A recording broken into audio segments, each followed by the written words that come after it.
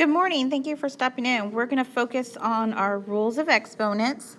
This first video, we're going to tackle questions 1 through 8 off the review. So question 1 tells us we have x to the negative third power. Anytime you have a negative exponent, we want to rewrite it as a positive. The first step would be to take our expression and turn it into a fraction if it's not a fraction already. And then from there, we're going to follow the rule which tells us to take the reciprocal.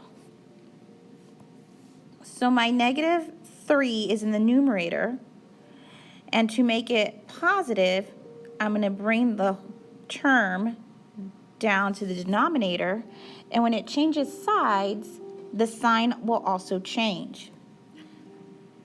Looking at question 2, this is read, we have 3a b to the negative 2. So you want to be careful. This is saying 3 times a times b to the negative 2 power.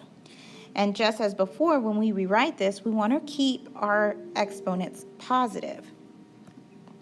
This is not a fraction, so I'm going to turn it into a fraction by putting a 1 in the denominator. We do this that way the value does not change. And then I come back and the 3 and the a have are positive, there's no exponents, so they're going to stay in the numerator. So we can see they're in the top part of the fraction, and I've left them in the top part.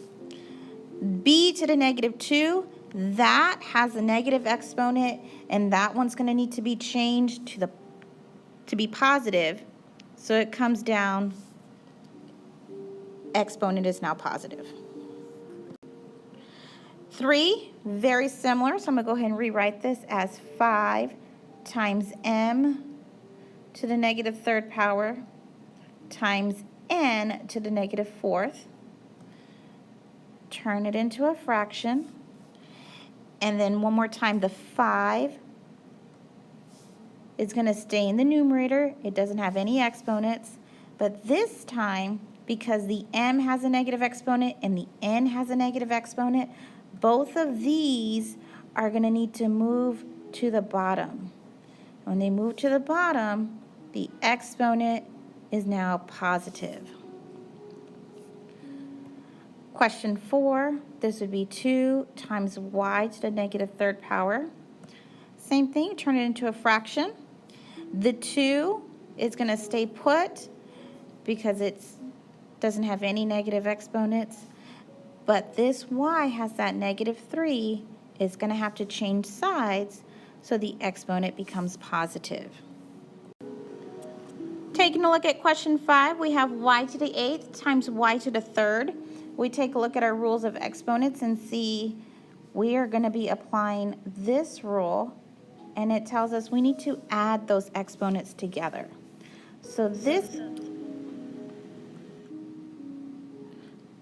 So what you see here is I went ahead and I have the exponents being added, and that's going to give us y to the 11th as our final answer. Question 6, we have 3 being multiplied by k squared and p squared. And then in our second parenthesis, we also have this negative 2 being multiplied by k to the third power and p. The variable p does not have an exponent, so you want to go back and give it a 1. And then the constants, which is the 3 and the negative 2, we're going to multiply those like normal. So 3 times negative 2 becomes a negative 6. And then we're going to go ahead and match up our variables. So k squared and k cubed, same variable, so I have k. And we take those exponents and add them up. So 2 plus 3 gives us 5. So far we have negative 6k to the 5th. Then our last variable is the p. We have p squared and then p to the 1st. So we're going to keep that base of p, and then 2 plus 1 becomes 3. So this would be p to the 3rd power as our final answer for number 6. Looking at number 7, We have b to the third, and that whole quantity is also being raised to the third power. So this is a formula we're going to use. It's not listed on your assignment, but it will be on the formula chart. So it tells us this is going to be b to the 3 times 3, and 3 times 3 gives us 9.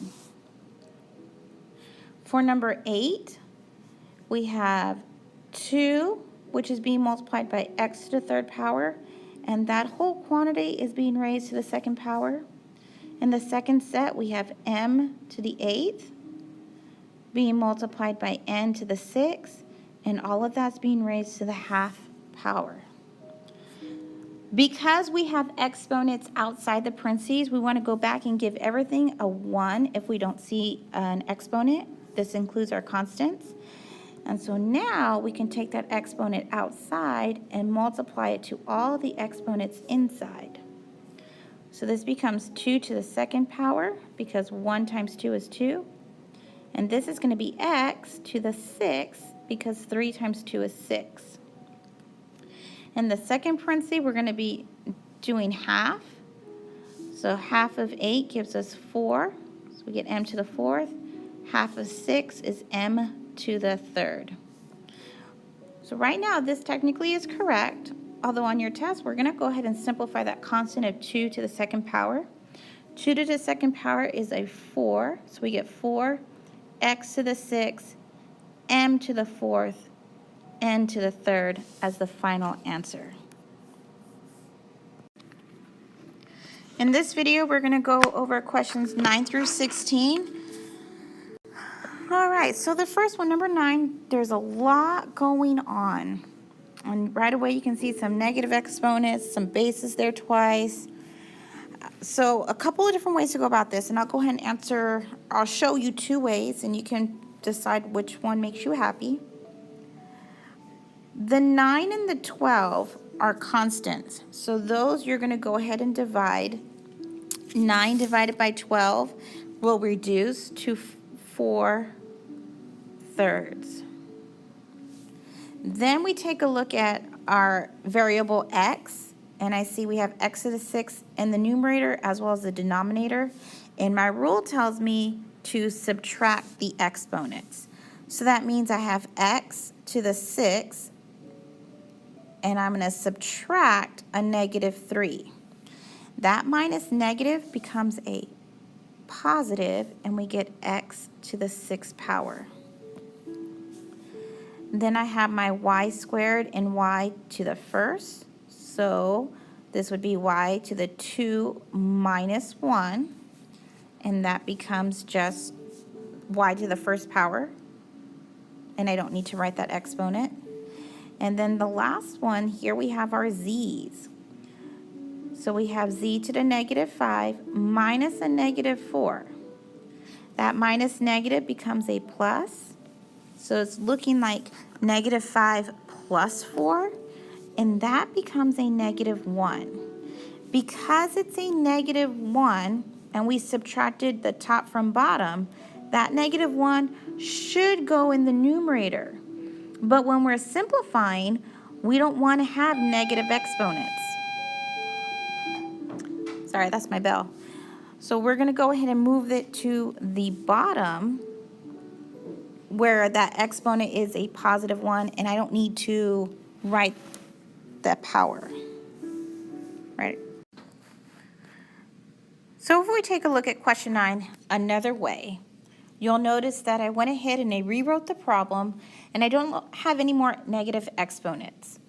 So I went and I took my z to the -5 power, and I brought it to the denominator.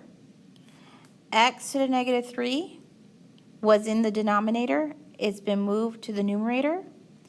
Z to the -4 has also been moved to the numerator. So now we can go ahead and simplify using all these different rules. So 12 over 9, that can still be divided, and we still get the 4/3. Then I have x to the 6th in the numerator and x to the 3rd. So x to the 6 times x to the third means we add those exponents. Ooh, and that should be a 9. The previous problem should still be a 9. Okay. I don't know why I wrote 6.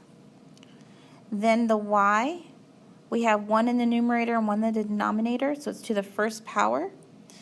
And 2 y squared, and then since we're dividing by y to the first, we subtract those, and that's where we get y. And if you want to put the exponent of 1, you can, but it's not needed. And then we have our z's, and here, since we have the larger exponent in the denominator,